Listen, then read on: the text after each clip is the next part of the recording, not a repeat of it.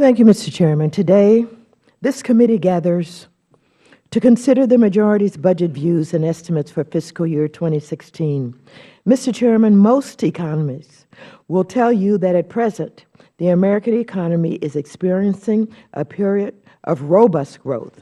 In fact, over the past 3 months, the U.S. economy has created more than 1 million jobs, the best stretch of hiring in 17 years. There's no denying that the policies put in place by President Obama and congressional Democrats in the aftermath of the crisis not only prevented a depression, but helped lay the foundation for the thriving economy that many Americans are benefiting from today. However, we should not pretend that all is well for all Americans. Many of us still have not recovered from the devastating losses of the Great Recession. Broad-based generational and systemic inequities continue to distort progress and opportunity for tens of millions of Americans, most especially low and middle-income Americans and communities of color. The budget views and estimates offered by the Republican majority overlooks this problem. But more concerning, it fundamentally misdiagnoses how we can begin to solve it. Income inequality, the racial wealth gap, slow wage growth, unemployment, and a secure social safety net cannot be solved by the free market, limiting government's involvement or privatization. Complex social problems require thoughtful, proven, and pragmatic policy strategies, not slogans or simple ideology.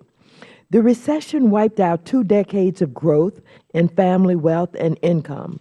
Although many of our highest earners, including those in the top 1%, have fully recovered, African American, Latino, Native American, and other historically disadvantaged populations, who have a much larger proportion of their wealth in home ownership, are still underwater.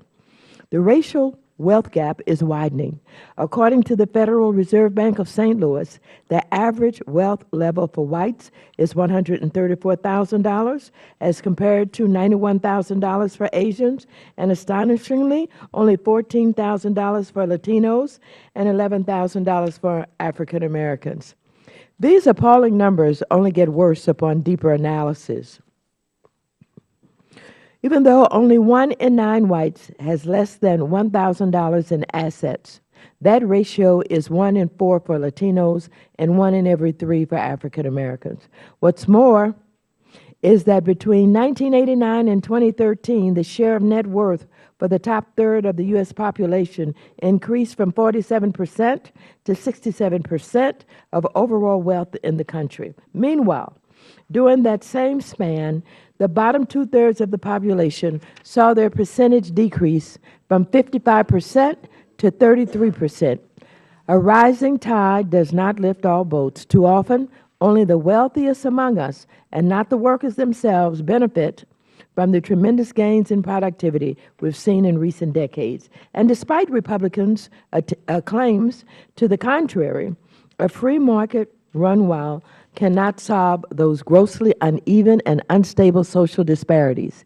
In the areas of housing, consumer protection, income security, and community development, there is an indispensable and integral role for the federal government to ameliorate the structural disadvantages that persist along class, racial, and ethnic lines in this country. That's why Democrats on this committee support budget decisions that will address these disadvantages, in addition to a strong and stable financial system focused on protecting consumers and safeguarding the savings of working Americans. This means full funding for Department of Housing and urban development programs that provide public housing, work to end homelessness, and preserve access to affordable rental housing targeted to low-income families. It means focusing on sensible housing finance reform, not the PATH Act, which would put home ownership even further out of reach for many families. And it means bolstering protections for the investing public, thereby rebuilding confidence in our equity markets and lowering the cost of capital for all American businesses. Unfortunately, the budget views and estimates presented by the Republican majority would take us in exactly the wrong direction. I thank you, and I yield back the balance of my time.